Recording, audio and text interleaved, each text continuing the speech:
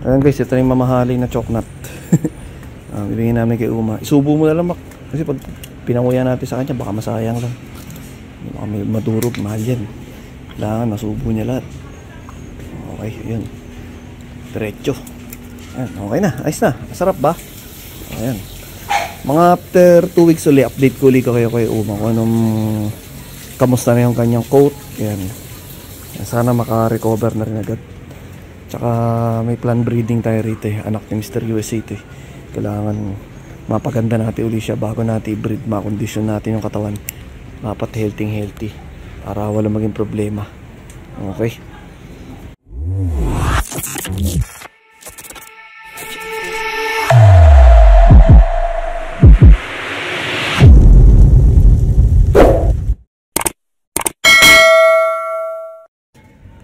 What's up guys? Update tayo ngayon kay Uma. Papakita ko ngayon uli si Uma sa inyo. Mga naka 2 weeks na siya eh. Ayan si Uma. 2 weeks na. Medyo nawala na yung konting ano nga. Tapos naglalagas siya ng balahibo. Ayan o. Para nakakalbo siya. Ibig sabihin kasi nga nagpapalit na siya ng coat. Yung mga dating dry na coat niya, tinanggal niya na yun. Tapos ngayon patubo yung mga bagong coat. Tapos yung mga parang balakubak niyan, parang kumapit sa skin niya. Medyo nabawasan naman na, ayan o. Nagtatanggalan na. Tapos merong konti pa namumuo dito sa ano nga. Ayan o. Sa may bandang mukha niya, meron pa, ayan. Pero yung dito sa may tiyan niya, nawala na. Mak, pakita mo nga sa may tiyan niya. Iangat natin siya, pakita natin sa may tiyan niya. Yung, di ba yung nakaraan dati, parang may kulay itim yung utong niya. Ayan o, nawala na. Nawala na, no? Tapos parang may namumuo dyan sa tiyan niya eh. Noong nakaraan eh, parang namumuo mga ano rin. Parang mga ganto-ganto rin, ayan o. Ayan, nabawasan na. So ngayon, tuloy-tuloy lang kami sa shampoo niya, yung medicated shampoo. Tapos, ayan, bibigyan ko ulit siya nung ano. Kasi diba 2 weeks ago, nagbigay ako sa kanya ng NexGard Spectra. Ngayon, follow up kami para tuloy-tuloy mawala yung kanyang ano. Ayan, yung parang galis, parang ano yan eh. Fungal infection yan eh. Ayan o, bibigay ako ngayon sa kanya ng Bravecto. Ayan o. Ayan, bibigay kami nito, Bravecto. Follow up para malakas. Bravecto na. Sigurado. Tapos meron tayong gagamiting shampoo dito sa Doggy's Choice. Bubunot tayo ng isa. Hindi bubunot kasi meron talaga ditong shampoo sila na specific para sa condition niya. Ito yung, oops, teka lang, ang dami ng mga pliers nila. Lagay ko nga muna rito mga pliers. Lalaglag eh. Ayan. Andyan yung mga ano lang naman tayo. Oh, may QR code. Ito, gagamitin natin sa kanyang shampoo. Ayan o, yung focus natin. Ayan o, anti-parasitic, anti-fungal. Ito yung 3-in-1 Doggy's Choice. 3-in-1, ayan o. Teka lang, lumalabo. Ayan o. Wajaba. Hindi ko lang paano basahin yan. Basta yan yun. Ayan o. Sidium Wajaba plus. Yan. Yan yun. Ayan, antiseptic, antifungal, 3-in-1 siya. Bale, ayan, protect against scabies, prevent tick and flea infestation, prevent other skin diseases. Yan. Ito yung ano nila, medicated shampoo. Ayan o. Ito yung parang katulad ng mga ginagamit namin na medicated shampoo. Yung katulad ng ano, yung katapat nito yung ano eh, yung Nova Pink tsaka yung Mycocide. Pero ito yung sa Doggy's Choice. Ayan. Ito yung gagamitin natin ngayon sa kanya. Ito na yung gagamitin niya. Ayan. Bibigyan namin siya nito. Okay. Sige Mak, basain mo na yan. Tapos gagamitan muna natin itong shampoo na to. Tapos, ayan. Tapos stay din namin ng mga 10 minutes bago siya banlawan. Ayan. Rinse lang muna ng tubig. Ayan. Tsaka namin, gagamitin itong shampoo na to. Nakasil pa pala. Kaya buksan ko muna. Ayan guys, meron din palang sabon. Ayan yung Doggy's Choice. Ganun din to. Ayan anti-parasitic, anti-fungal din. Meron din silang ganitong sabon.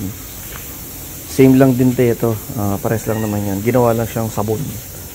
Pero same lang yan ng shampoo. Pero ito, gagamitin ko na tong shampoo para mas madaling i-absorb. Ito kasi okay din naman to. Sa susunod, pag naubos to pares lang naman yan. Pero ito na muna para solid. Yan guys si Uma, shampoo na namin. 10 minutes din yan bago namin balawan. Tamang tama yan. Yung mga kilikili niya tsaka ito sa siko, para may namumuo sa siko niya yung mga ganyan. Nung una namin pinaliguan to, di ba? Pinaliguan namin nung nakaraan yung Mycocide. Tapos nung mga after mga ilang araw, nag-aangatan lahat ng mga niya. Para mga punggos niya, nag-aangatan lahat ng mga balakubak. Pinaligo uli namin, ginamitan namin siya ng yung shampoo na isa, yung kasi di pa dumarating itong mga Doggy's Choice Ang ginamit ko sa kanila, ito yung mga ganito, yung Liquibis. Yan, yung mga pang maintenance natin. Ito lahat to gagamitin natin to. Susunod siguro by tomorrow na lang yung ibang papaligo kami ng ibang mga aso, iba. Tsaka yung tuta. Ay mamaya pala papaligo kami ng tuta after ni Uma.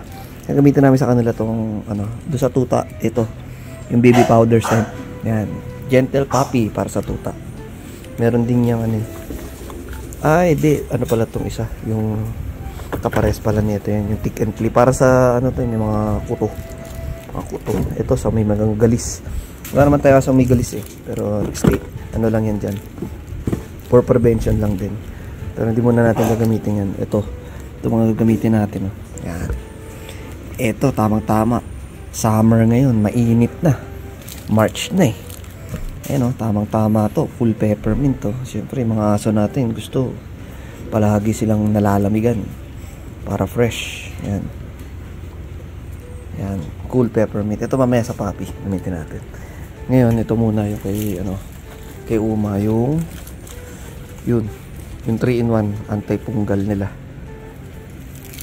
Yan. Yan, kuskusin natin yan si Uma. Para nasa spa. Ayun yung namumuho doon sa kinutkot mo, Mac. Kaya parang dumugo, shampooin mo na lang din para hindi na hindi na bumalik yung niya, matanggal yung Tsaka yung tenga niya, sa tenga niya mayroon din yan. Mo rin ng shampoo. Lagyan mo rin. Shampooin mo rin yung tenga niya, tsaka yun dyan sa may mukha niya. Yung sa loob. Alam ko meron din ako pang sa tenga Ay hindi ko sa bagay, magbibigay naman tayo ng Bravecto sa kanya. Na yan all around na yan Kumbaga buong katawan niya na yan. Ng Bravecto. Tapos ito yung outer, siyempre ito shampoo na antipunggal. Okay, ayan. Tapos 10 minutes bago namin balawan. Ayan guys, babalawan na namin si Uma. Ayan nawala na yun. Ito sinapo mo rin dito siya Mac sa may noo. Ayan, sige balawan na natin. Nakalipas ng 10 minuto. Ayan, yung katawan niya ngayon medyo nagkalaman na siya Di tulad nung nakaraan, di ba? Sobrang payat niya. Slowly. Kasi hindi rin naman niya kayang kumain ng sobrang dami. Tatayin niya lang din yun. Kaya ngayon, slowly namin siyang pinakakapal para solid yung kanyang pagkakapal. Hindi naman namin sobrang patatabayin to. Yung tama lang na sexy lang. Basta hindi siya mukhang payat na hindi nakita yung ribs. Di tulad nung nakaraan, nakita yung ribs. Pati yung buto niya rito sa may likod, kitang-kita Ngayon hindi na. Ngayon naglagas lang siya ng balahibo kasi nagpapalit nga ng balahibo yan. Ito yung sinasabi ko ngayon sa may niya. Yan kukuskusin din natin yan. Sa may siko niya kasi parang may namumuo na mga mga punggus. Parang mga balakubak na namuo na. Kaya tatanggalin din namin yun. Yun, si Uma. Tapos yung kuko niya, hindi naman na ganun kahaba. Humaba na ba uli? Hindi pa naman, okay lang yun. Hindi pa naman ganun kahaba. Check ko na lang din para kung kung pwede nang putulan. Kasi habang kapag sumobra kasi yung haba ng kuko nila, yung nasa loob ng kuko, humaba rin yun Ngayon, pagka pinutulan mo, sagad, malapit doon, umiiksi siya, parang kusa siya bumabalik din. Kaya dapat putol ka ng putol kung gusto mo umiksi yun. Parang babawasan mo rin siya ng ano, konting laman. Pero yung laman na ano lang, hindi yung tamang hindi dudugo, kaya dapat maingat. Ayan, umaba yung kuko niya eh. Nung nakaraan kasi doon sa pinagkuna ko sa akin, hindi napuputulan to eh. Malamang tininggal lang sa kulungan to eh. Hindi rin sila na ilalabas eh. Okay, ayan, natandaan na nyo guys, pag meron kayong ganitong aso na ganito yung condition, ito gamitin yung shampoo. Ayan, Doggy's Choice 3-in-1, anti-parasitic, anti-fungal. Ayan. Pagka ganyan, maraming balakubak, mga binabalakubak na aso, para ano, sa skin infection din kasi yan, para mawala yung ano niya, parasite sa balat.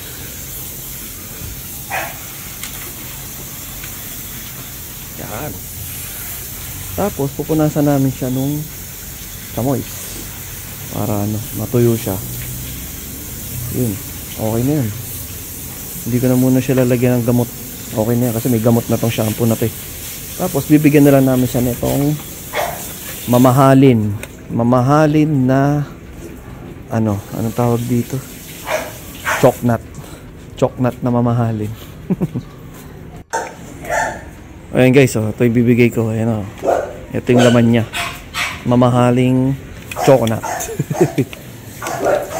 Buksan natin to. Ano to man kasi to, ito yung Bravecta na to, every 3 months dapat to eh, for maintenance, every 3 months. Pero kung ganito may condition sa skin, mas maganda nga to every 2 sunod 2 weeks ang pagitan, or pwede ring 1 month para ano, kung hindi naman ganun kalala, para lang ano, mabilis gumaling. Tapos kapag ka okay na yan si Uma, gumanda na yung balahibo niya, every 3 months na to yung ganito niya, Bravecto. 3 months na. Siyempre mahal din to eh, kaya hindi pwedeng ano to, panay-panay bigay natin, tsaka malakas to masyado. Ayan guys, ito yung mamahalin na choknut. Bibigyan namin kay Uma. Isubo mo na lang kasi pag pinanguya natin sa kanya baka masayang lang, baka may madurog, mahal yan. Kailangan masubo niya lahat. Okay, yun, diretso. Ayan, okay na, ayos na. Sarap ba? Ayan, mga after 2 weeks ulit, update ko ulit kayo kay Uma kung anong, kamusta na yung kanyang coat. Ayan, sana maka-recover na rin agad. Tsaka may plan breeding tayo rito eh, anak ni Mr. USA ito eh. Kailangan mapaganda natin ulit siya bago natin i-breed, makondisyon natin yung katawan, dapat healthy para wala maging problema. Okay, yo guys, puppy naman. Ayan, may gagamitin natin sa kanyang shampoo. Ayan, Gentle Puppy Kakawati Nature Baby Powder Scent, para mabango siyempre, para pagka nagre-release tayo ng mga tuta, pagka siyempre kinuha ng mga bago may-ari, mabango, para pag niyakap-yakap nila, hinahalik-halikan pa yung minsan eh, mabango. Siyempre ito yung gagamitin natin para mabango. Ayan, Baby Powder Scent. Ayan, Kakawati Natural from Doggy's Choice. Okay, sige, paliguan na natin to. Ito, pag pinaliguan to, mga 5 minutes lang, babalawan na rin agad. Tsaka pipicturean namin siya. Sige, Mac, try mo na yan. Anak to ni Axe tsaka ni Sebi. Tingnan nyo, kamukha ni Sebi. Ano yan eh, ang dugo niyan, Grandali, Rocco, All-Star yan. Meron pang ano yan, Louis V, tsaka Magu, tsaka Rocco, Grandali. Ayan, All-Star pedigree yung female na yan. Solid yan eh.